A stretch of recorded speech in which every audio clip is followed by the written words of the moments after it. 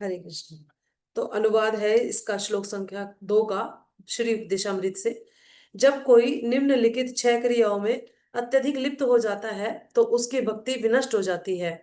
आवश्यकता से अधिक खाना, आवश्यकता से अधिक धन संग्रह करना, उन सांसारिक वस्तुओं के लिए अत्यधिक उद्यम करना जिनको प्राप्त करना अत्यंत कठिन है, सांसारिक विषयों के बारे में अनावश्यक बातें करना, शास्त्रीय विधि विधानों का आध्यात्मिक उन्नति के लिए नहीं अपितु केवल नाम के लिए अभ्यास करना, या शास्त्रों के विधि विधानों को त्याग कर स्वतंत्रता पूर्वक या मन माना कार्य करना, ऐसे सांसारिक प्रवृत्ति वाले व्यक्तियों की संगति करना जो कृष्ण भावनामृत में रुचि नहीं रखते। और लास्ट है सांसारिक उपलब्धियों के लिए ललायत रहना। अभी हम इसको एक एक करके पढ़ेंगे।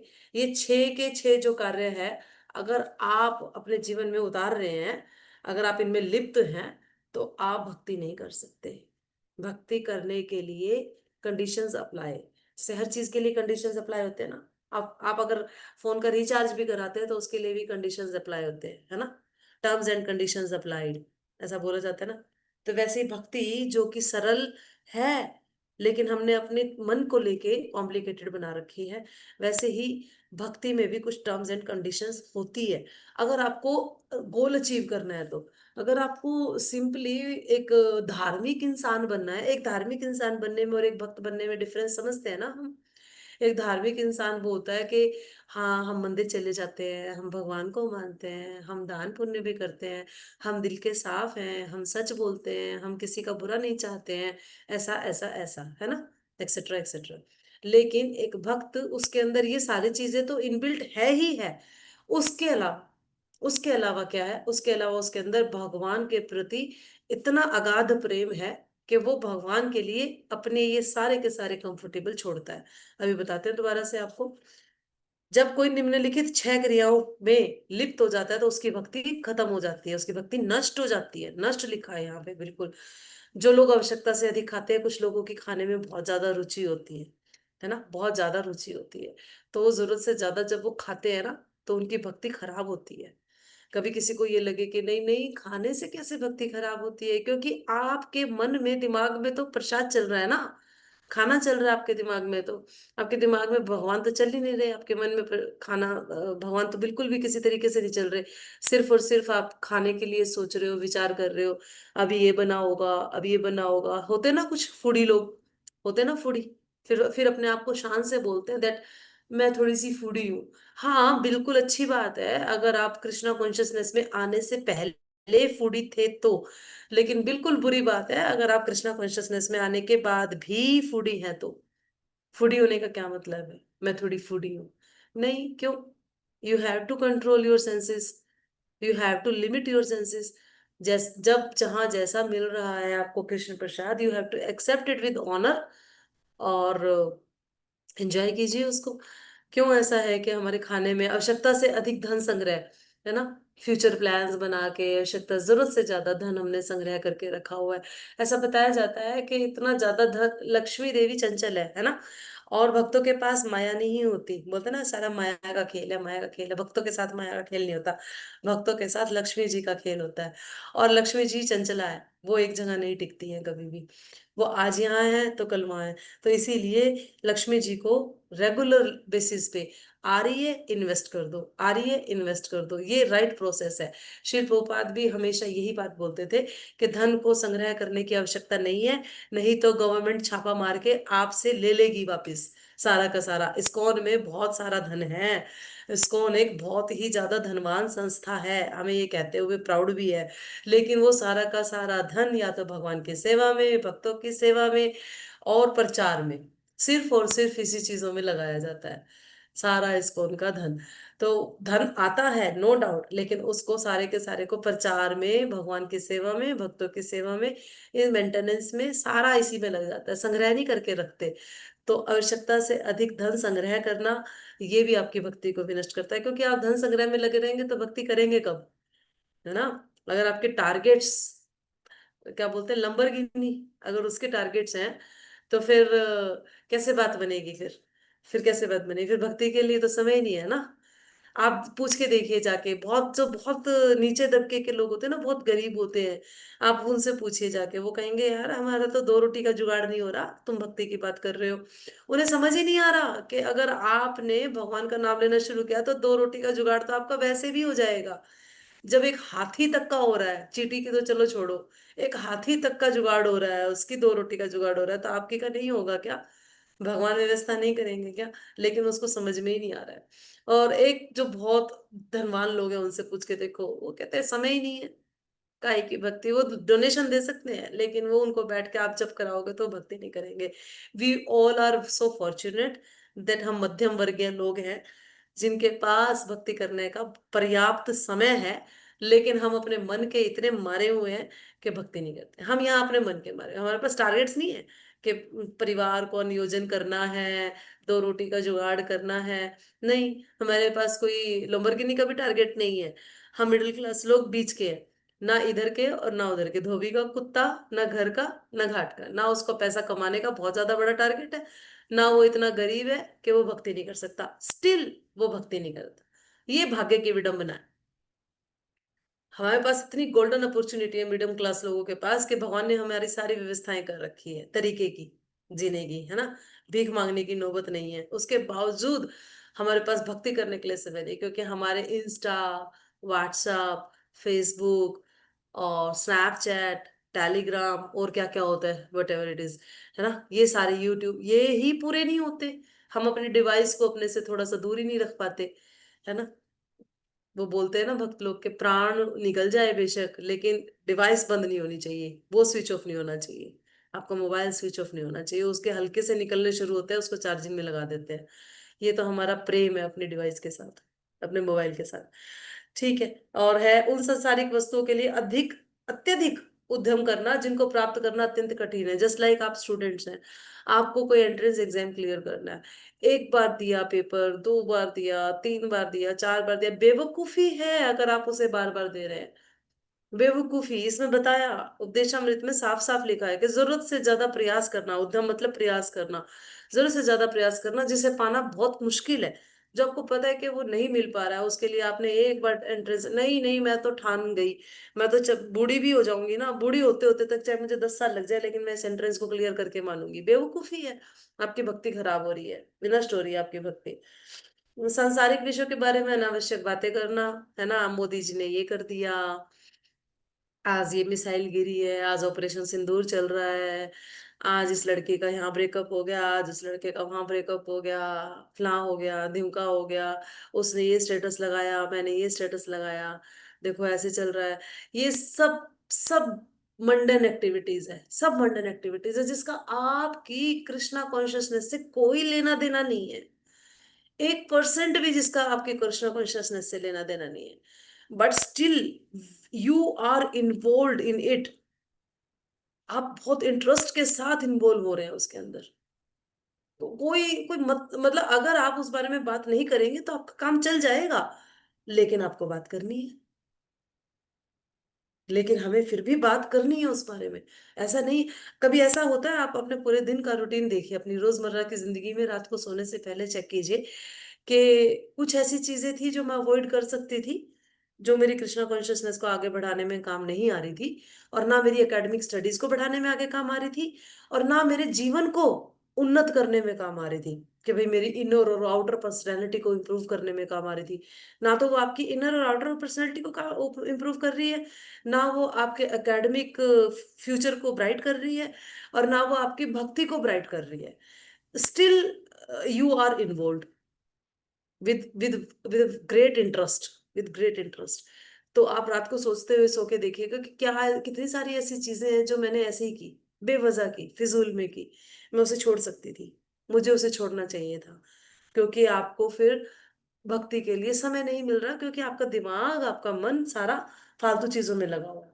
तीसरा, चौथा था, शास्त्रीय विधि विधानों का आध्यात्मिक उन्नति के लिए नहीं, अभी तो केवल नाम के लिए अभ्यास करना, जो मैंने लास्ट क्लास में भी बताया था आपको, है ना, सिर्फ प्रचार के लिए पढ़ना, सिर्फ प्रचार के लिए पढ़ना। अध्ययन, अपना पर्सनल अध्ययन कुछ भी नहीं है। खुद की रिलिशमेंट के लिए कुछ नहीं पढ़ रहे हम। छोटी छोटी किताबें आती है, कितनी बैक टू कोडेड आती है, 15-20 पेज की होती है। मुश्किल से 1 घंटे में पूरी बैक टू कोडेड पढ़ी जा सकती है, जिसमें आप छोटी छोटी चीजों की कितनी बारीकी से जानकारी ले सकते हैं। तुलसी महारानी की सेवा कैसे की जाती है, स्त्री को कैसे रहना चाहिए, घर में भोग लगाने की क्या विधि है, अन्य अन्य अनेक कथाएं आती है, कहानी आती है उसमें।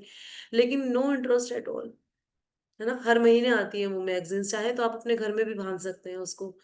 अभी मुझे पता नहीं उसका क्या रेट चल रहा है। लास्ट जब तक मैं लेती थी तब तक 300 रुपये साल के लगते थे उसके। आपके घर आएगी और साथ में उसके थोड़ा सा प्रसाद भी आएगा। आप खुद पढ़िए, फिर लोगों को गिफ्ट कीजिए। हमारे यहाँ पे कई स्टूडेंट्स अभी बैठे होंगे ऑफलाइन में, ऑफलाइन वाले, जिनको हमने कितनी सारी बैक टू कोडेड दी थी अभी पीछे ही, और कितनी सारी किताबें भी दी थी एक्स्ट्रा कॉपीज, और कितनी सारी बैक टू गॉडेड दी थी, है ना। आप पढ़िए और आगे बांटिए लोगों को। अपना खुद का भी चाहे चाहे तो साल भर का पूरा चालू कीजिए, और फिर बीबीटी से, और फिर उसको पढ़िए और आगे बांटिए लोगों को। सबसे प्यारा, सबसे अमूल्य गिफ्ट है किताबें बांटना, किताबें खुद पढ़ के बांटना, खुद पढ़ के बांटना। अगर आप पढ़ नहीं रहे और डिस्ट्रीब्यूशन के लिए निकले हुए हैं, वो भी वेस्ट है। क्योंकि सामने वाला आपसे पूछ सकता है कि इस किताब में क्या है ऐसा जो आप बांट रहे हो। जी मैंने नहीं पढ़ी, लेकिन आप पढ़ लेना। ये वो बिल्कुल ही खराब स्थिति है, बिल्कुल ही खराब। तो पहले खुद पढ़े और फिर दूसरों को सजेस्ट करें कि ये देखिए, आप ये पढ़ के देखिए, कैसे कितनी सुंदर बुक है, कितनी सुंदर किताब है, कितना कुछ लिखा हुआ है इसमें।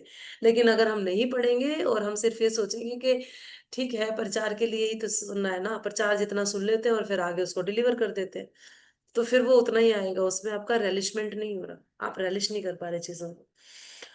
और या फिर शास्त्रों के विधि विधान को त्याग कर स्वतंत्रता पूर्वक या मनमाना कार्य करना। यानी कि शास्त्रों में जो लिखे हुए विधि विधान, शास्त्र बोल रहे हैं आपको एकादशी करनी है हमेशा, नहीं हमारे यहाँ एकादशी नहीं होती। शास्त्र बोल रहे हैं नहीं आप माला कर सकते हैं पीरियड्स में भी, नहीं नहीं पीरियड्स में माला नहीं करनी। शास्त्र बोल रहे हैं आप, शास्त्र स्वयं बोल रहे हैं आप मुझे उठा सकते हैं उस कंटेमिनेटेड सिचुएशन में भी। लेकिन नहीं नहीं नहीं नहीं, ऐसे थोड़ी होता है, हमने बचपन से सुना है, शास्त्र तो नहीं, भगवत गीता तो हम नहीं हाथ लगा सकते। हम क्लास की छुट्टी कर जाएंगे अगर हमारी वो कंटेमिनेटेड सिचुएशन हुई तो, लेकिन हम भगवत गीता हाथ नहीं लगाए। लिखा कहाँ है, कहाँ लिखा है, बताओ। नहीं, कहीं नहीं लिखा, बस बड़े बुजुर्गों से सुना है। आपके बड़े बुजुर्गों ने भी नहीं पढ़ा वो शास्त्र, इसीलिए वो सिर्फ सुना सुना के चले गए, और आपने भी वो सुन लिया और उसको अप्लाई कर लिया लाइफ में। कहीं लिखा हो, कहीं शास्त्रों में ऐसी बात लिखी हो कि मुझे टच नहीं करना, तो ये अपने मन के विधि विधान हमने बना लिए। जैसा हमारा मन कर रहा है वैसा हमने भोग लगा दिया, जैसा हमारा मन कर रहा है वैसे हमने आरती कर ली, जिस तरीके से हमने करा, शास्त्रों का कोई पालन नहीं कर रहे हम। तो ये भी बिल्कुल गलत है। मनमाने तरीके से करना ये भी गलत है। और फिर पांचवा है, ऐसी सांसारिक प्रवृत्ति वाले व्यक्तियों की संगति करना जो कृष्ण भावनामृत में रुचि रखते ही नहीं, जिनको कृष्णा कॉन्शियस की एक्टिविटीज में कोई इंटरेस्ट ही नहीं है, लेकिन फिर भी हम उनके साथ मजे से रह रहे हैं। क्या सोच के, सिर्फ ये सोच के कि क्या फर्क पड़ता है यार, है तो फ्रेंड ही, बहुत अच्छी दोस्त है। अभी दोस्तों को छोड़ो, हम अपने घर से शुरू हो जाते हैं। कई बार घर में सारे भक्त नहीं होते हैं हमारे, लेकिन मैं ये नहीं कह रही कि आपको घर छोड़ के चले जाना है, या आपने उनको बाहर निकाल देना है, या आपने उनको जबरदस्ती डिवोटी बना देना है। लेकिन आप उनकी एसोसिएशन को कम कर सकते हो, ये आपके अपने हाथ में है। उनके साथ आप अपना संग कम कर सकते हो, सिर्फ ये सोच के कि संग में बहुत फर्क पड़ता है, संग का बहुत फर्क पड़ता है ना। जैसा आपका संग वैसे आप दिखते हैं। तो आप अपना एसोसिएशन बहुत छांट के चूज करके एसोसिएट कीजिए अपने आप को किसी के साथ, कि आप किसके साथ कर रहे हैं। कई बार हमारी ऐसी स्टेज आ जाती है भक्ति करते करते कि हम अपने जूनियर को संग देना नहीं पसंद करते। ऐसा लगता है नहीं यार, इसको मेरे से कम पता है, मैं इसके साथ क्यों रहूं। मैं तो उसके साथ रहूंगी जिसको मेरे से ज्यादा पता है, ताकि मैं उससे कुछ सीख सकूं।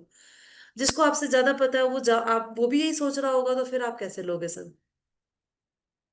सेम सिचुएशन अगर उसकी होगी, जैसा कि आपने सोच लिया कि नहीं भाई, जूनियर पे इतना टाइम लगाने की बजाय उसको तो कम पता है, इससे क्या करूंगी बात, मेरी भक्ति थोड़ी बढ़ेगी। मेरी भक्ति तो बढ़ेगी जब मैं सीनियर का ज्यादा संग करूंगी।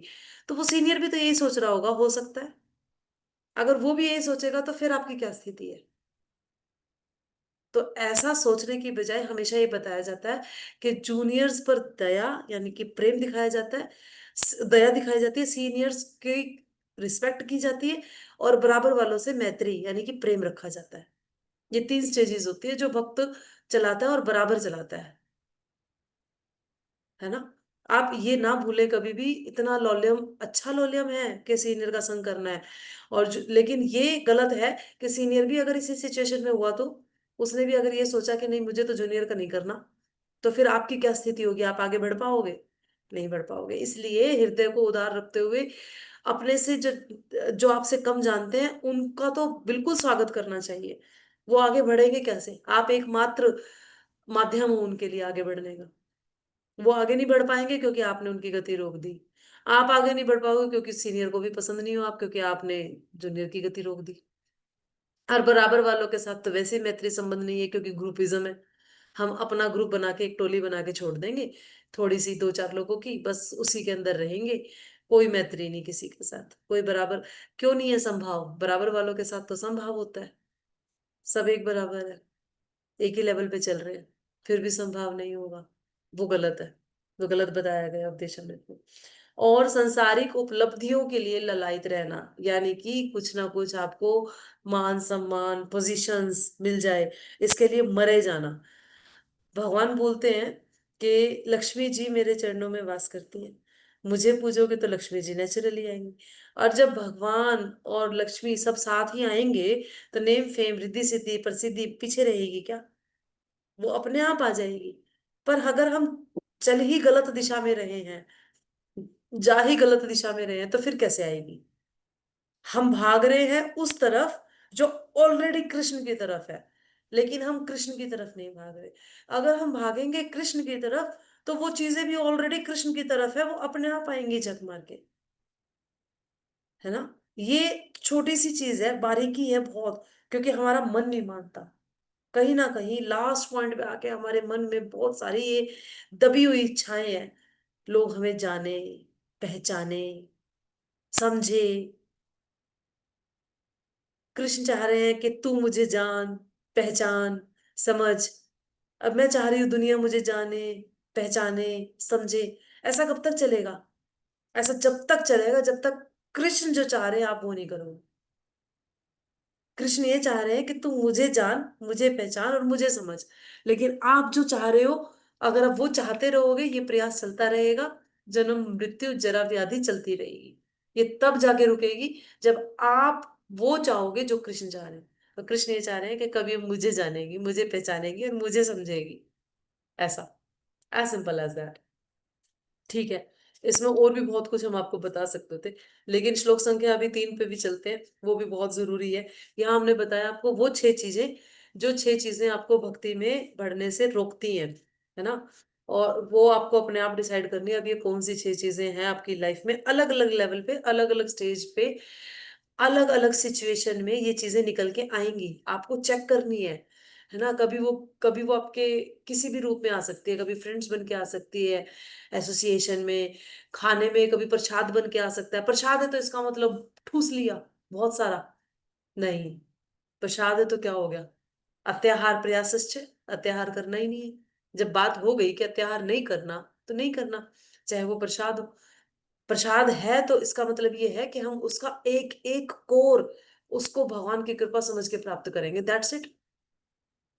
प्रसाद है तो इसका मतलब ये थोड़ी मेरी भूख 2 चपाती की थी लेकिन मैं तो 8 खा गई क्योंकि जो भी बहुत अच्छा खाना बना हुआ था, दैट इज वाई।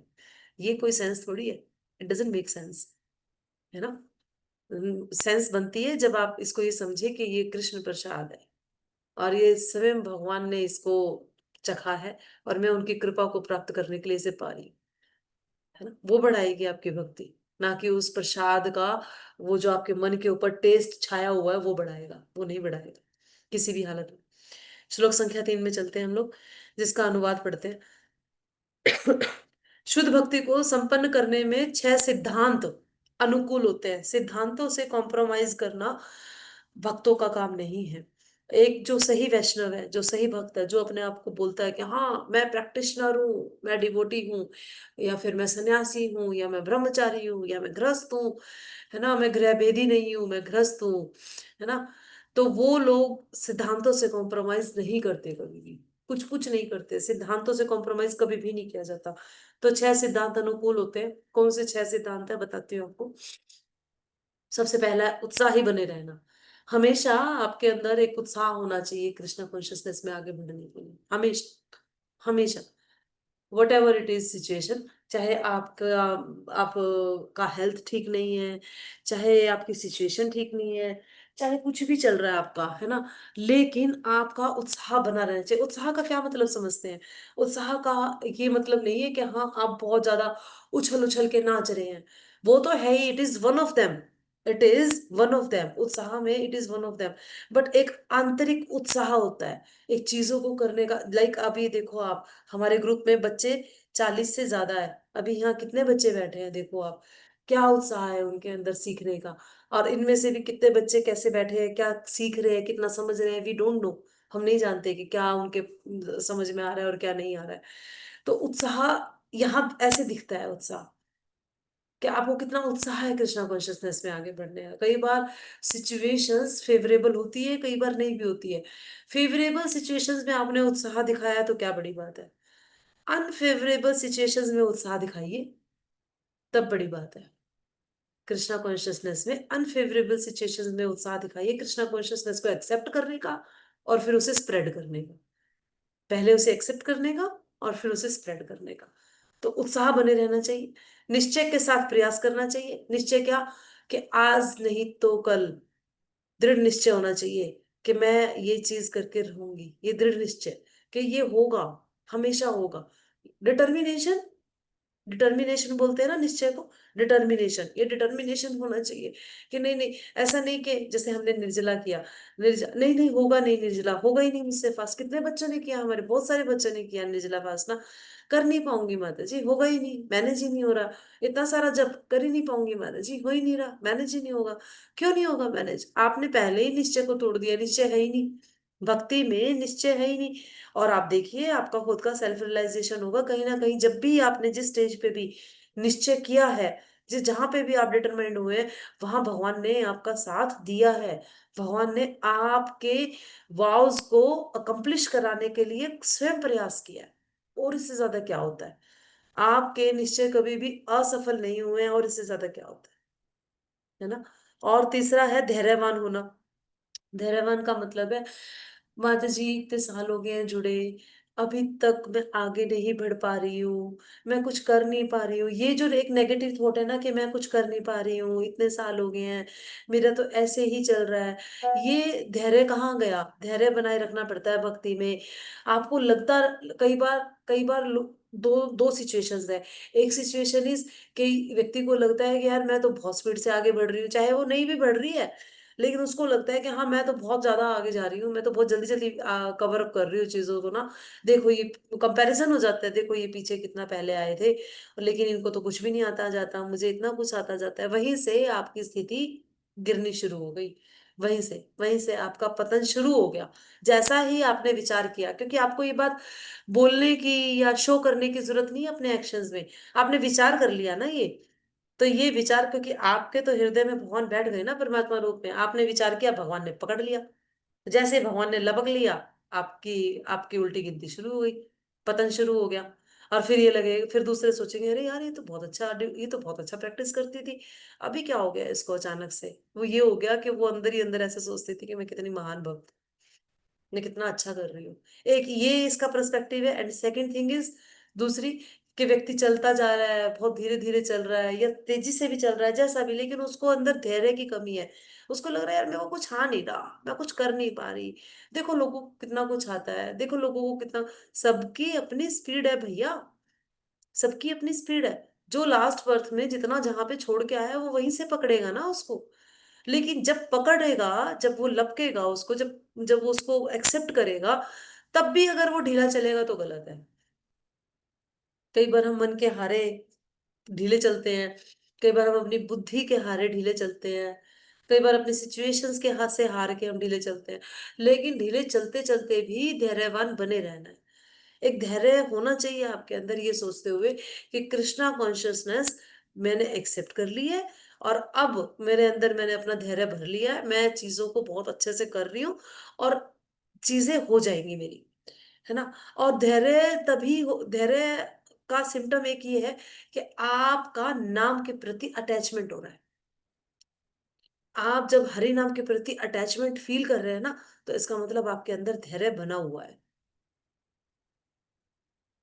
धैर्य बना हुआ है आपके अंदर। और तीसरा और है, चौथा है, नियामक सिद्धांतों के अनुसार कर्म करना। यथा श्रवणम कीर्तनम विष्णु स्मरणम, यानी कि कृष्ण का श्रवण, कृष्ण का कीर्तन और कृष्ण का स्मरण करना। जितने भी आपको सिद्धांत दिए गए हैं, जितने भी आपको आचार्यों के द्वारा प्रिंसिपल्स बताए गए हैं, उनके अनुसार सारा कार्य करना।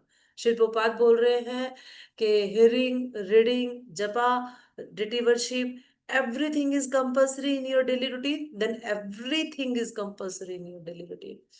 आप, सिद्धांत यही है, लेकिन अगर आप उसके प्रिंसिपल के अंदर की जो डिटेल्स हैं उसको चेंज कर सकते हो। लाइक अगर हमें बोला जाता है कि 1 घंटा मिनिमम आपको पढ़ना है, you are a studied students, तो आप उसको 15 मिनट पढ़ सकते हैं, लेकिन पढ़ना जरूर है ना। जब आप बोलते हैं मिनिमम 16 राउंड्स, तो आप 16 का 2 कर सकते हैं, 4 कर सकते हैं, 6 कर सकते हैं, है ना, जैसे आपकी सिचुएशन आपको अलाउ करती है। लेकिन अगर आपको बोला गया है कि श्रवणम करना है तो करना है, कीर्तनम करना है तो करना है ना, डिटी वर्शिप करना है तो करना है। इस तरह से अगर आपको चीजें, सिद्धांत है, ये कृष्ण प्रसाद पाना है तो पाना है। ये अगर आपको बोला गया है, नियामक सिद्धांत करने हैं और इनके अनुसार ही आपको कर्म करना है, तो आपको करना है, यही कर्म करना है आपको तो करना है। लेकिन आप इसकी डिटेल्स को चेंज कर सकते हो। थोड़ा कर लिया अपनी सिचुएशन के अकॉर्डिंग, कभी ज्यादा कर लिया, कभी थोड़ा कर लिया, लेकिन होना सब कुछ चाहिए साथ में। और अभक्तों की संगति छोड़ देना। देखो सेकंड श्लोक में भी आया था कि कृष्ण, जो लोग कृष्णा कॉन्शियसनेस में रुचि नहीं रखते, उनकी संगति करना आपकी भक्ति को विनष्ट करेगा। और अब फिर आ गया दोबारा कि शुद्ध भक्ति में 6 सिद्धांत अनुकूल होते हैं, उन 6 में से एक है अभक्तों की संगति छोड़ देना। ये भी एक सिद्धांत है। और अगर हम इस सिद्धांत को फॉलो नहीं करते तो शुद्ध भक्ति के लेवल को नहीं पहुंच सकते, है ना। पूर्ववर्ती आचार्यों के चरण चिन्हों पर चलना। आचार्य हमें सब कुछ देके गए हैं पूर्ववर्ती, उन्हीं के चरण चिन्हों पे हमें चलना होता है। अपनी फिलॉसफी ले दे के वही सारी चीजें दोबारा से आ गई है, लेकिन बात को, शब्दों को प्रभुपाद, श्री प्रभुपाद ने इस तरीके से बता दिया कि शुद्ध भक्ति के लिए ये सिद्धांत चाहिए, और अगर ये 6 चीज करोगे तो भक्ति भी नष्ट हो जाएगी। बात एक ही हो गई। वो 6 चीज करोगे तो भक्ति भी नष्ट हो जाएगी, और शुद्ध भक्ति के लिए ये 6 सिद्धांत चाहिए। तो थोड़ा सा चेंजेस है दूसरे और तीसरे श्लोक में, और वो चेंजेस हमें पता लगने चाहिए। वो चेंजेस है, धैर्यवान बनना मेन है, उत्साह रखना और निश्चय, उत्साह, धैर्य और निश्चय, तत्त कर पर्वता, तो ये होना चाहिए।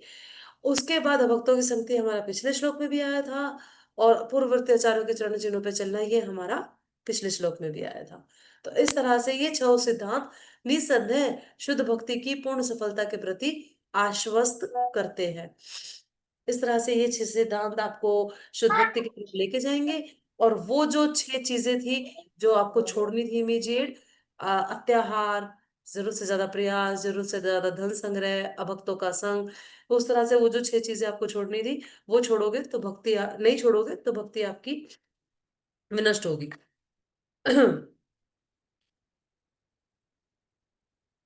हम्म। अब हम चलते हैं आगे।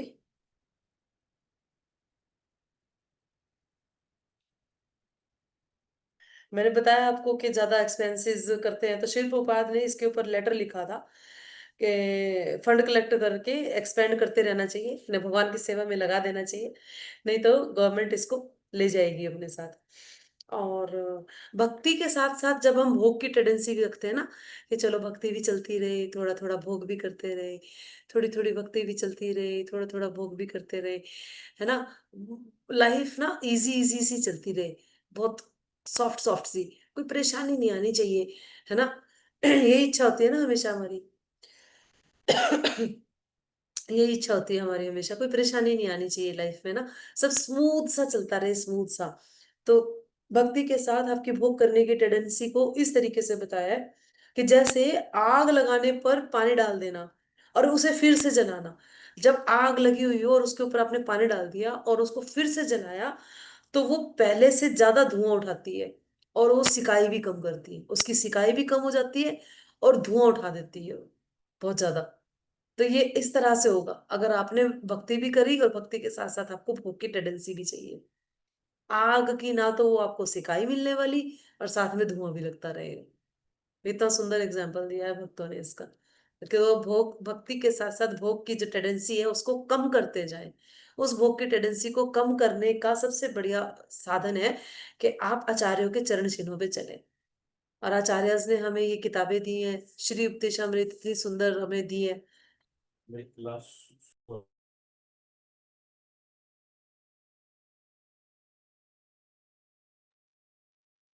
इतना, इतने सुंदर हमें चरण चिन्ह से पे चलना चाहिए, इतना एवरीथिंग इज अवेलेबल। और आप सब यहाँ जितने भी लोग बैठे हैं, आप में से ज्यादातर लोग कभी ना कभी कहीं ना कहीं मेरे साथ बाहर गए हैं धाम यात्रा पे, है ना। और कोई या कोई भी स्पिरिचुअल एक्टिविटी में आप सब इंगेज हुए हैं। आप सबका एक्सपीरियंस हमेशा मैंने लिया है फीडबैक, तो आप सब हमेशा बोलते हैं कि it was amazing experience, it was amazing experience. तो आप क्यों नहीं उस अमेजिंग एक्सपीरियंस को हमेशा के लिए अपनी लाइफ में ला सकते? It is not quite difficult. जब आपको, देखो बेवकूफी है ना, इसको इसको महामूर्ख बोलते हैं एक्चुअली। सॉरी, मैं ये क्रूड सा एक वर्ड यूज कर रही हूँ, लेकिन आपके लिए नहीं कर रही हूँ, इंक्लूडिंग मी, मेरे लिए भी कर रही हूँ।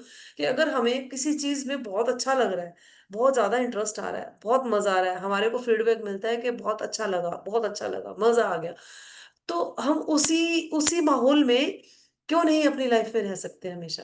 क्यों फिर हम दूसरी लाइफ में चले जाते हैं? तो बेवकूफी, इसको ही तो बोलते हैं बेवकूफी।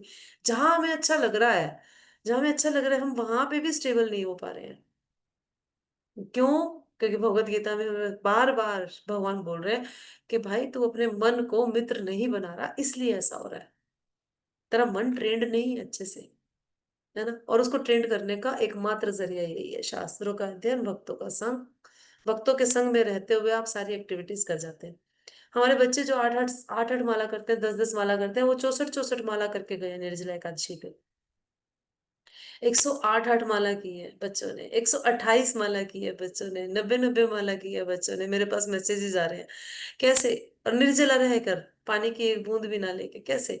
वो ऐसे ही संग में साथ बैठे रहे तो होता रहा उनका।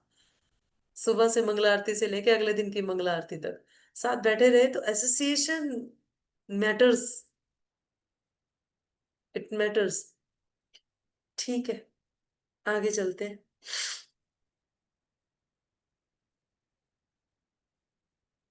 आगे अभी आपका एक होमवर्क है, हालांकि आपने पिछला भी नहीं किया, लेकिन फिर भी मैं दोबारा से दूंगी।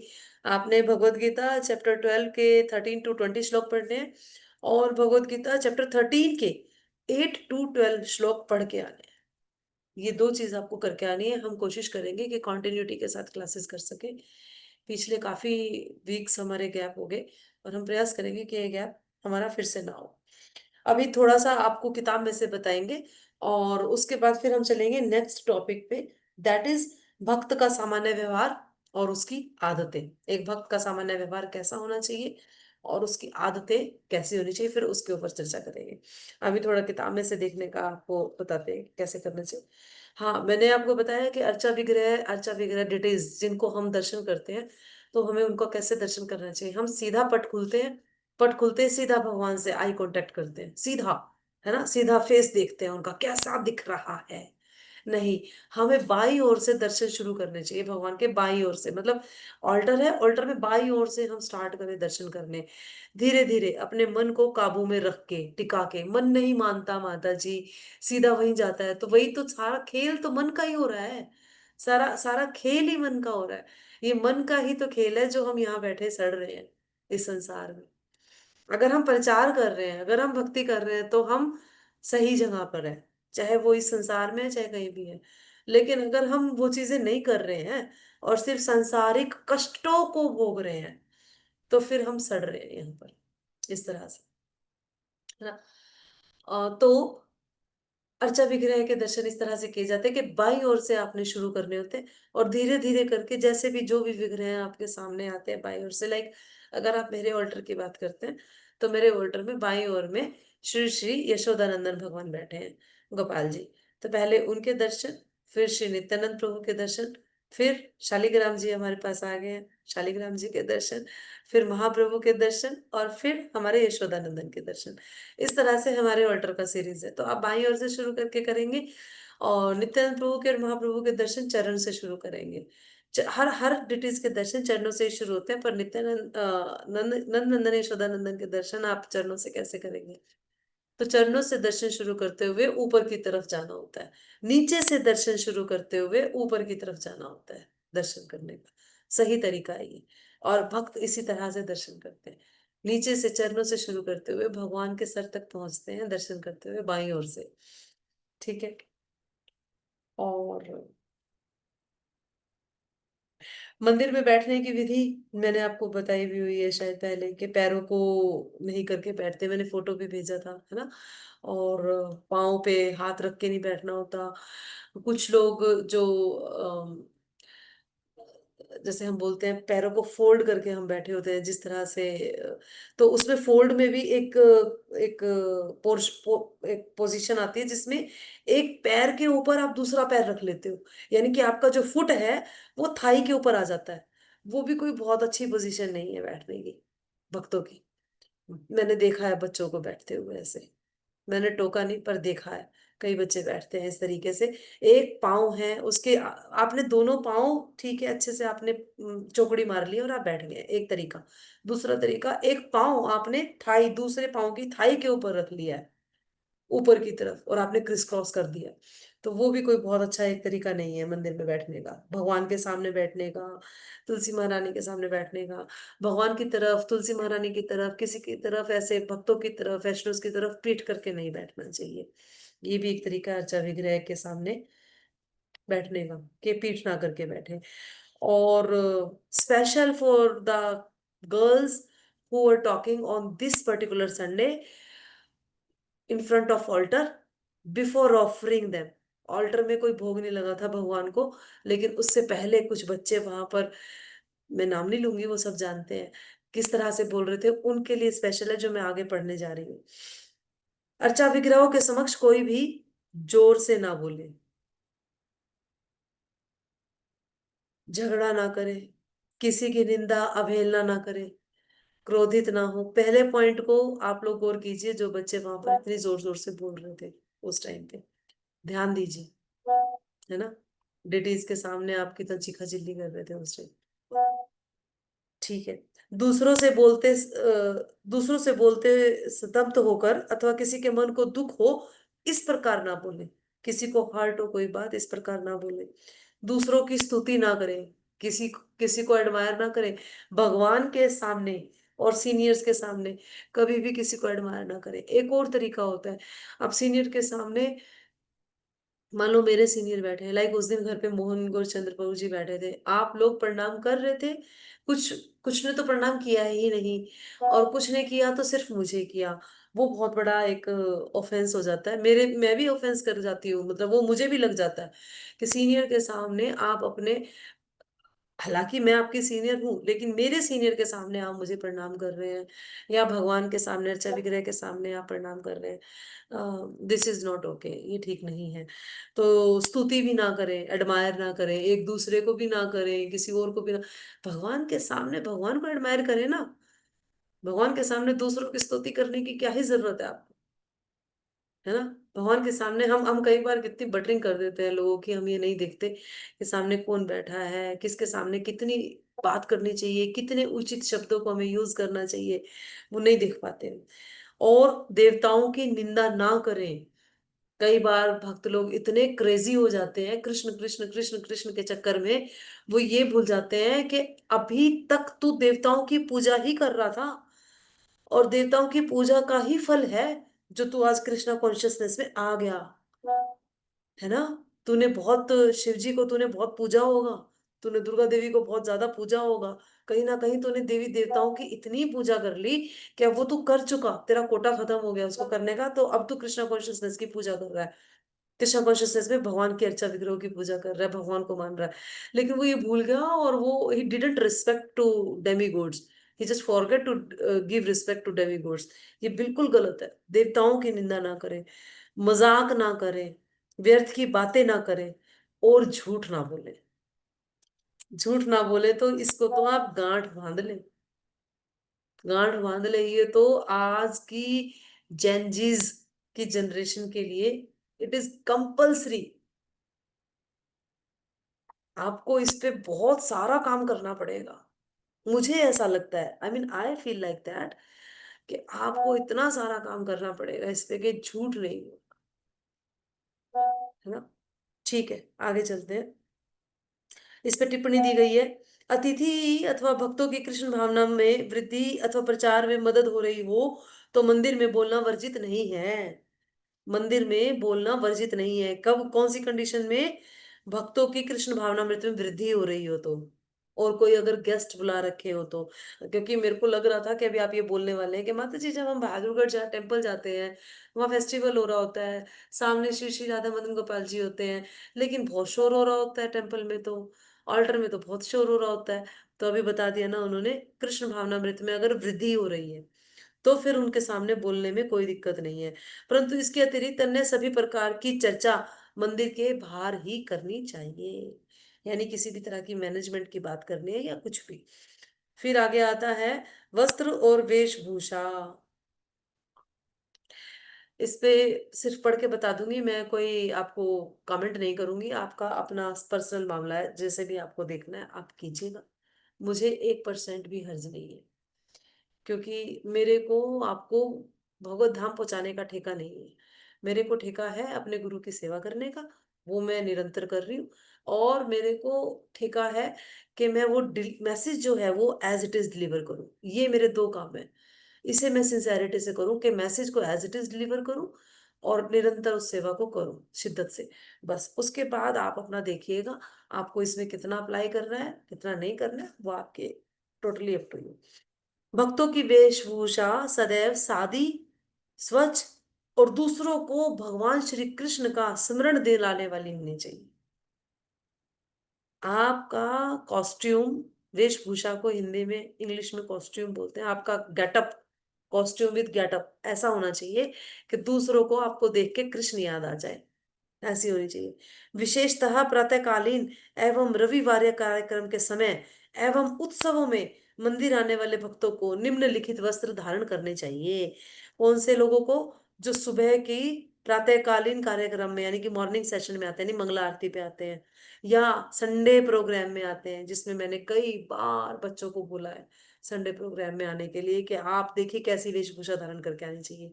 पुरुष धोती और कुर्ता, स्त्रियां साड़ी एवं पुरुषों की उपस्थिति में सदा से ढककर रखें, एवं विवाहित स्त्रियां हाथ में चूड़ियां, मस्तक में सिंदूर, गले में मंगलसूत्र धारण करें। ये विवाहित स्त्रियों के लिए। अब आप इसका पॉइंट उंगली मेरी तरफ मत कर देना कि मैं तो सिंदूर लगाती नहीं, मैं तो चूड़ियां डालती नहीं, है ना, मैं तो मंगलसूत्र डालती नहीं। मतलब जी जब आप ही नहीं डालते, आप हमारे सीनियर हो, तो हम आपसे तो यही सीखेंगे ना जो आप करते हो, ऑफ कोर्स वही सीखोगे। लेकिन मैं कम से कम वैष्णव वेशभूषा में तो होती हूँ, आप वो सीख लो, जिसमें मैं होती हूँ वो सीख लो। हो सकता है टाइम प्लेस सर्कमस्टेंसेस के अकॉर्डिंग मैं नहीं डालती अभी, है ना, तो जो मैं कर रही हूँ आप वो सीख लो। And I am not newly married, है ना, मेरी मैरिज को हुए 21 साल हो गए हैं, 2 दशक बीत चुके हैं। तो अगर मैं अभी नहीं डालती हूँ मंगलसूत्र और सिंदूर वगैरह तो मुझे चलेगा,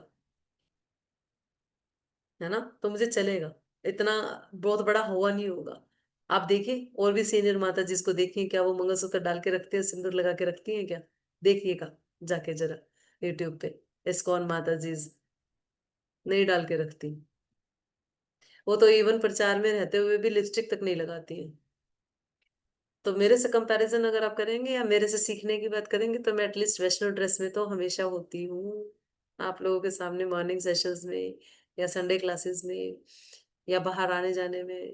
तो कम से कम उसे ही अप्लाई कर लीजिए, जो चीज मैं कर रही हूँ उसको तो फॉलो कीजिए, जो मैं नहीं कर रही तो चलो ठीक है, उसके लिए मैं आपको फोर्स नहीं कर सकती। आगे चलते हैं। अन्य किसी भी प्रकार के वस्त्र मजबूरी में अथवा प्रचार में अत्यावश्यक होने पर ही पहने। यानी कि अगर आपको अब्रॉड में जाना है प्रचार करने के लिए और वहां पर आप इस तरह से जाएंगे, हमारे गुरु महाराज ने, मैंने उन्हें फर्स्ट टाइम देखा था, उन्होंने पैंट शर्ट डाला हुआ था। हालांकि हमारे महाराज सन्यासी हैं, सैफरन डालते हैं, और मैंने उनका पैंट शर्ट में फोटो देखा था कैप लगा के।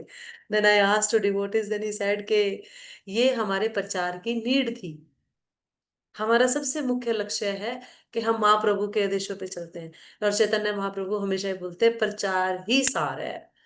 हमारा बेसिक, हमारा जो ब्रीदिंग है ना, ब्रीदिंग, हमारी जो सांस लेने के लिए जो ऑक्सीजन है वो प्रचार है। इस्कॉन में प्रचारकों का। दैट इज वाई मैं यहाँ बैठी हूँ और आप लोग मेरे सामने यहाँ बैठे हैं, और बार बार आप लोग मेरे सामने बार बार आते हैं, है ना। फ्रिक्वेंटली बेसिस पे आप लोग मुझसे मिलते हैं।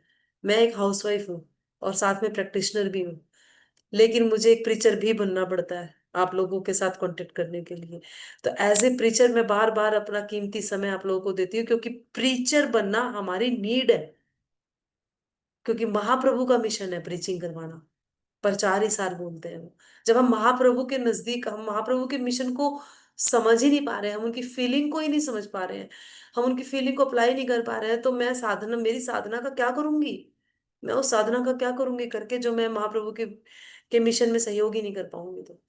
तो उस सहयोग को करने के लिए अगर आपको पहनावा चेंज करना पड़ता है, मजबूरी में करना पड़ता है, तो दैट इज टोटली ओके। स्त्री एवं पुरुष दोनों की वेशभूषा सादी, स्वच्छ, शुद्ध स्वरूप की हो। आधुनिक फैशन के अथवा बहुमूल्य वस्त्र ना पहने। आपके वस्त्र ठीक रीति अनुसार सभ्य होने चाहिए। सुगंधित तेल, इत्र, इत्र के फवारे और श्रृंगार के अनावश्यक वस्तुओं का प्रयोग न करें। मंदिर में रहे, मंदिर के बाहर वैष्णवों के लिए सादा रहना अत्यंत महत्वपूर्ण है। मंदिर के बाहर रहने वाले भक्तों के लिए अत्यंत सादगी से रहना बहुत महत्वपूर्ण है। सभी कार्यक्रमों के समय, विशेषतः मंदिर में प्रातःकालीन एवं अन्य कार्यक्रमों के समय, स्वच्छ कपड़े पहने। पिछले दिन के पहने हुए वस्त्र ना पहने। पिछले दिन के पहने हुए वस्त्र कभी भी नहीं पहनने चाहिए व्यक्ति को, और गर्मी में तो 2 बार वस्त्र बदलने चाहिए। अगर आपको आपके आपकी बॉडी में स्मेल आ रही है, अगर आपको स्वेट हुआ है, तो आप अपने डिटीज के सामने ना जाएं। आपका पेट डिस्टर्ब है, तो आप अपने डिटीज की वर्शिप ना करें, नहीं करनी होती डिटीज की वर्शिप, नहीं जाना होता। पुजारी लोग होते हैं जो मंदिर में, वो हर बार नहा कर आते हैं डिटी वर्शिप से पहले। जितनी बार उनको भोग लगाना होता है, जितनी बार उनको आरती करनी होती है, वो हर बार स्नान करके आते हैं। श्री भगवान श्री चैतन्य महाप्रभु कहते हैं कि वैष्णव का अर्थ है ऐसा व्यक्ति जिसे देखने मात्र से भगवान श्री कृष्ण का स्मरण हो जाए। इसलिए एक वैष्णव की पहचान करवाने वाली निम्नलिखित बातों के प्रति भक्तों को अत्यंत जागरूक होना चाहिए। अब तिलक लगाने की विधि देखते हैं नेक्स्ट। कलयुग में सोना या आभूषण प्राप्त करना कठिन है, किंतु शरीर शुद्ध करने के लिए उस पर 12 स्थानों पर लगाए जाने वाले तिलकों की सज्जा पर्याप्त है। अगर आपके पास गोल्ड नहीं है तो दुखी मत होना, आप तिलक से अपने शरीर को सजा सकते हैं। परेशान होने की जरूरत नहीं है ना, कि मेरे पास गोल्ड नहीं है, मेरे पास कानों में गोल्ड नहीं है, मेरे पास हाथों में गोल्ड नहीं है, तो चलेगा। पर आपके चेहरे पे और आपके बॉडी पे तिलक जरूर होने चाहिए। स्नान करके स्वच्छ वस्त्र पहनने के पश्चात एक स्वच्छ आसन पर बैठकर शरीर के 12 स्थानों पर विष्णु तिलक बनाए। और लेकिन इसको बाथरूम में नहीं लगाना चाहिए। कुछ लोग बाथरूम में ही तिलक की डिब्बी रख लेते हैं और बाथरूम में लगा के आते हैं। बाथरूम में तिलक लगाना वर्जित है, बिल्कुल गलत है। बाथरूम के बाहर आके, रूम में आके तिलक लगाना होता है। और तिलक लगाने का मतलब है कि हम भगवान को शरणागत हो रहे हैं, हम भगवान को शरणागत हो रहे हैं, शरणागति का प्रतीक है। और पद्म पुराण में और यजुर्वेद में बताया गया है कि ये जो तिलक है, ये भगवान के चरण कमल है, और इसे अपने मन माने ढंग से ना लगाएं। कुछ लोग, मैंने मैंने मैंने बहुत सारे डिवोटीज देखे हैं, वो सिर्फ तिलक ऐसे ऐसे उठाते हैं और just they just put it like that. I will put it on my hair. They just put it like this one and this one. ये क्या बना पता है? ये क्या बना अभी, ये क्या बना? Just like that, put the Tilak from here and just like that. ये कुत्ते की टांग है। आचार्य बोलते हैं, सीनियर्स बोलते हैं, कह रहे वो जस्ट एक कुत्ते की टांग अपने शरीर पे, बॉडी पे धारण कर रहे हैं, इसके ज्यादा कुछ नहीं। एक कुत्ते की टांग आपने बना दी, बस हो गया, तिलक लग गया। वेयर इज तुलसी दल? नो तुलसी दल एट ऑल। कोई तुलसी दल नहीं। शर्म आ रही है, पानी से बना लें। लेकिन अपनी बॉडी को प्रोटेक्ट करने के लिए, भगवान को आप सरेंडर्ड है, ये भगवान को फील कराने के लिए आपको तिलक जरूर लगाने चाहिए विद मंत्रास। हाँ, ये जरूर है कि अगर आपको लगता है कि मुझे ऑकवर्ड लगता है, मैं अभी इतनी ज्यादा मैं अभी बोल्ड नहीं हो पाई हूँ कि मैं लोगों के सामने लगा सकूं, तो आप पानी से लगा लीजिए। आप पानी से भी तिलक लगा सकते हैं, पर आपको तिलक की आकृति बनानी है अपनी बॉडी पे मंत्रों के साथ, वो ज्यादा अनिवार्य है, कुत्ते की टांग नहीं। भगवान का गौड़िया वैष्णव तिलक। ठीक है, आगे चलते हैं। तिलक लगाने से आपका मन भी शुद्ध हो जाता है और आपका शरीर भी शुद्ध हो जाता है, साथ में प्रोटेक्ट भी हो जाता है। कहते हैं कि ऐसा कहा जाता है, तिलक लगाते समय यदि भक्त दर्पण अथवा पानी में अपना प्रतिबिंब ध्यान पूर्वक देखता है तो भगवान के धाम को जाता है। हरिभक्ति विलास में कहा गया है कि यदि तिलक अपने आकार में सुव्यवस्थित न हो, रंग या भौतिक दृष्टि से भक्त के संप्रदाय के अनुसार न भी हो, तो उसमें अन्य विशेषताएं रहती है। फिर भी इस बात का ध्यान रखें कि तिलक टेढ़ा मस्तक के मध्य भाग में और गंदे तरीके से ना लगाओ, साफ सुथरे तरीके से लगाओ मध्य भाग में मस्तक के। ठीक है। और जो गोपी चंदन जब हम हाथ में घिस रहे होते हैं, मैं नहीं घिस रही होती, हमारे पास एक डिब्बी होती है, हम उस डिब्बी से ही यूज करते हैं। अगर आप हाथ पे घिस के लगा रहे हैं, ये this is the best way, हाथ पे घिस के लगाना। बट कई बार हाथ पे घिसा हुआ हम उसको बेसिन में जाके हाथ धो आते हैं, वो हाथ धोना नहीं होता है। ना वो तिलक आपका नीचे गिरना चाहिए, वो हाथ आपको सर पे ऐसे लगा देना लास्ट में, ऐसे पीछे शिखा पे अपनी लगा देना है। उसको बिल्कुल भी धोना नहीं है। गोपी चंदन बहुत ही मूल्यवान है और इसे नीचे नहीं गिराना होता किसी भी तरीके से। हम्म। जो व्यक्ति हरे कृष्णा महामंत्र का नियमित रूप से जप नहीं करता, ये टिप्पणी है, और नियमों का पालन नहीं करता, उसे कम से कम मंदिर परिसर के बाहर तिलक नहीं लगाना चाहिए। जो चार नियमों का फॉलो नहीं करता ना, उसे मंदिर के बाहर तिलक नहीं लगाना चाहिए, ऐसा बोल रहे हैं। लेकिन आप पानी से लगा सकते हैं प्रोटेक्ट करने के लिए। ये वैष्णव सदाचार की किताब है जिसमें से मैं आपको बता रही हूँ। और भी मैं कई जगह से आपको अपने डिटेल मैंने लिखा है और मैं बता रही हूँ पढ़ के, क्लासेस लेके। तो उसमें वो बोल रहे थे भक्त कि आप पानी से तिलक लगा सकते हैं बाहर जाते हुए भी, कोई दिक्कत नहीं, अगर आप चार नियमों का पालन नहीं भी कर रहे हैं तो। आपने भगवान को अपने मस्तक पे सुशोभित कर लिया है, अपनी बॉडी को शुद्ध कर लिया है और अपनी बॉडी को प्रोटेक्ट भी कर लिया है, भगवान को आपने सरेंडरनेस भी कर दिया है, तो आप लगा सकते हैं। अगर आप चार नियमों का पालन नहीं भी कर रहे हैं तो इसमें आपको निराश होने की जरूरत नहीं है कि चार नियमों का पालन जो नहीं कर रहे हैं तो क्या वो नहीं लगा सकते। ठीक है, आगे केश के लिए बताया गया है। स्त्रियों के केश बाल लंबे होने चाहिए, आधुनिक रीति के अनुसार बाल ना रखे, और या तो उन्हें पीछे बांधे और या फिर उनकी चोटी बनाए।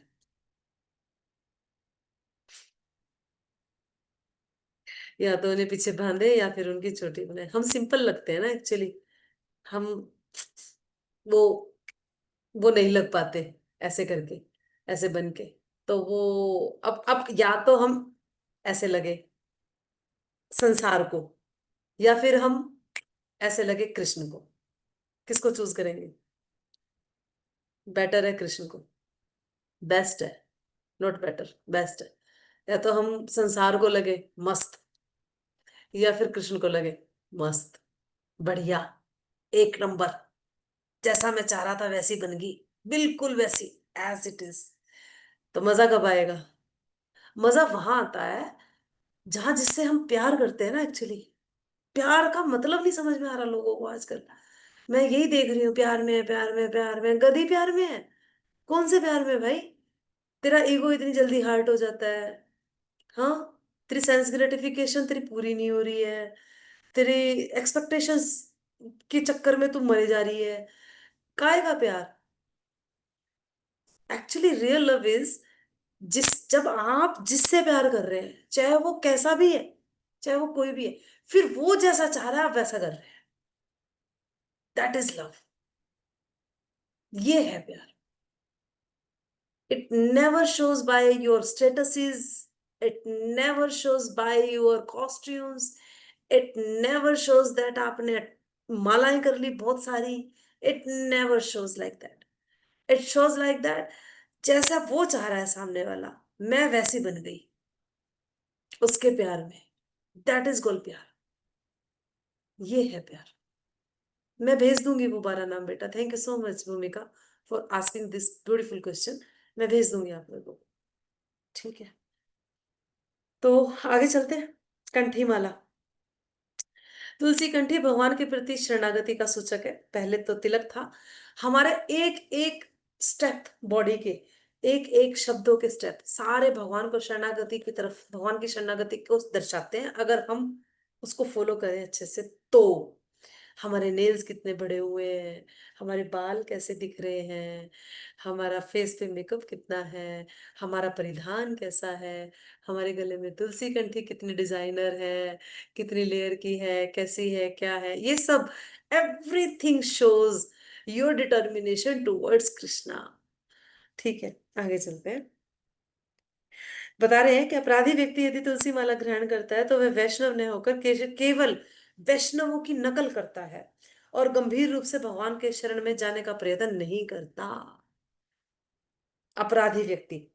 कुछ भक्त पूजा जप या कोई शुभ कार्य करते समय अन्य प्रकार की मंगलमय मालाएं, जैसे तुलसी की बनाई विशेष माला, कमल के बीजों की माला, जगन्नाथ की रस्सियों के टुकड़े से बनाई गई माला अथवा पवित्र रेशम से बनाई माला गले में पहनते हैं, किंतु स्नान करते समय, शव यात्रा में जाते समय या शौच इत्यादि के समय उन्हें निकाल देना चाहिए।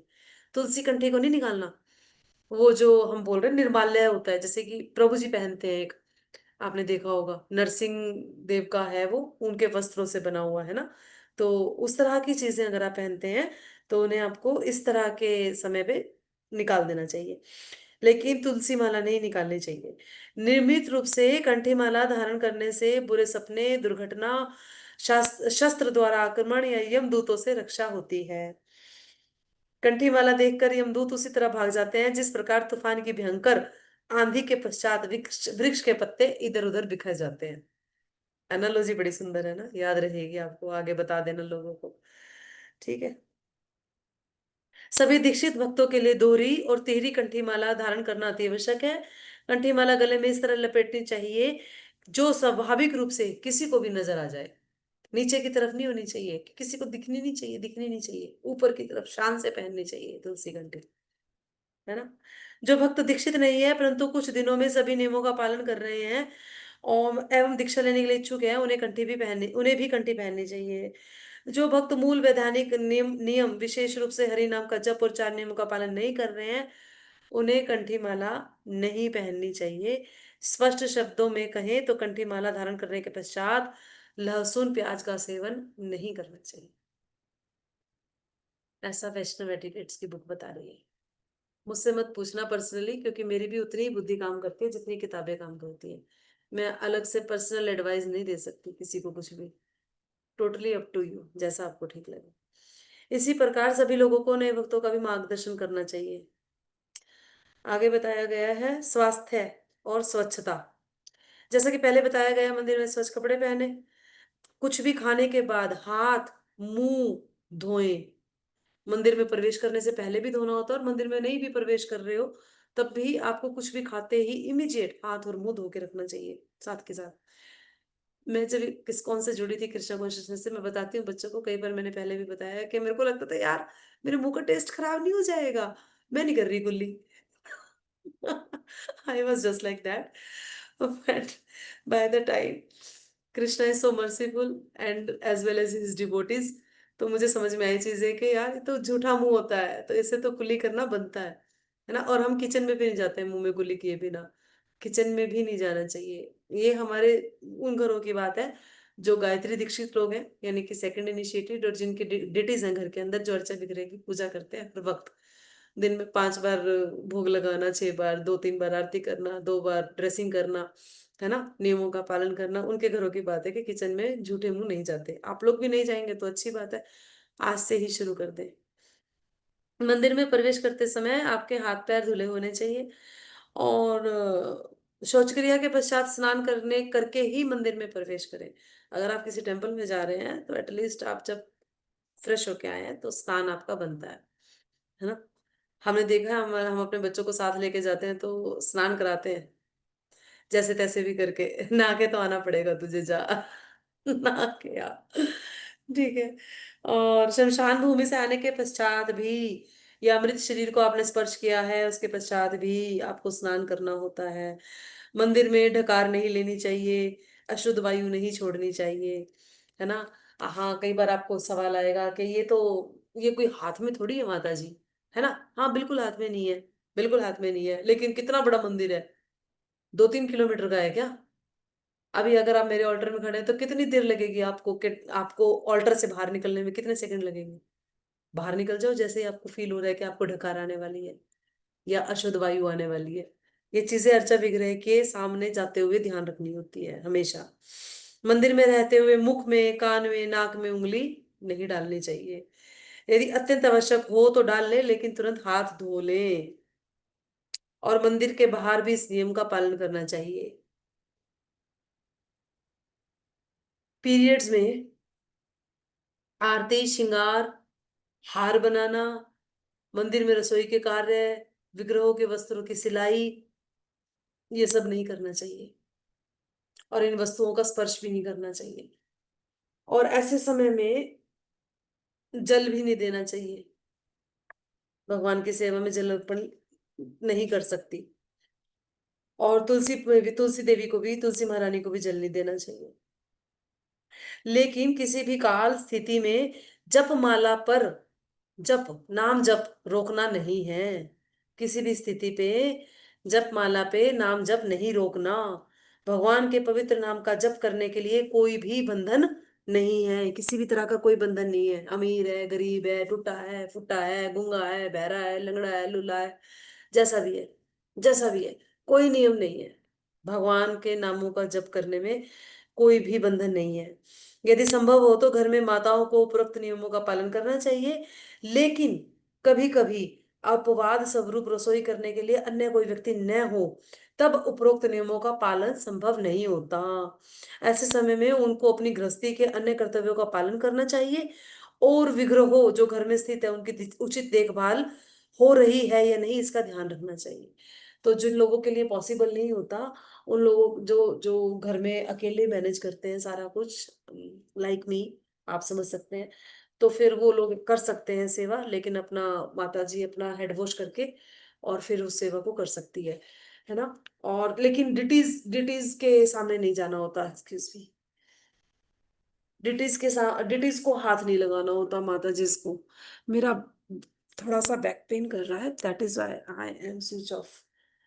मैं बंद करके कैमरा बात करूं क्या, चलेगा आप लोगों को? चलेगा? नहीं, बच्चों का मुंह बन गया। ठीक है, देख लिया मैंने, कोई बात नहीं। हाँ, ठीक है। तो उन्हें आपको क्लियर हो गया कि अभी हमें माता जी को जब कंटेमिनेशन होता है, तो उस कंडीशन में होती है, तो कैसे क्या करना चाहिए। ठीक है, और आगे चलते हैं अभी।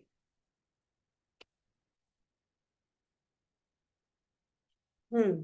तो अभी नेक्स्ट नेक्स्ट टॉपिक पे हम लोग चल सकते हैं या अभी नहीं चलते हैं? 8:20 हो गए हैं। 1.5 घंटा मेरे ख्याल से मोर देन सफिशिएंट होता है क्लास के लिए। क्योंकि ज्यादा कराएंगे तो फिर वो मटका इतना भर जाएगा, ओवरलोड हो जाएगा। और पानी की एक एक बूंद कीमती है। हमें वो सारी की सारी बूंदें मटके के अंदर डाल के रखनी है, बाहर नहीं निकालनी। तो वो बाहर ना निकले वो बूंदें, इसकी वजह से अब हम यहीं पे स्टॉप करते हैं इसको। आपका आज की क्लास से रिलेटेड, पिछली क्लास से रिलेटेड या आध्यात्मिक उन्नति से रिलेटेड कोई भी प्रश्न है तो आप पूछ सकते हैं। हरे कृष्ण। शिल प्रभुपाद की जय।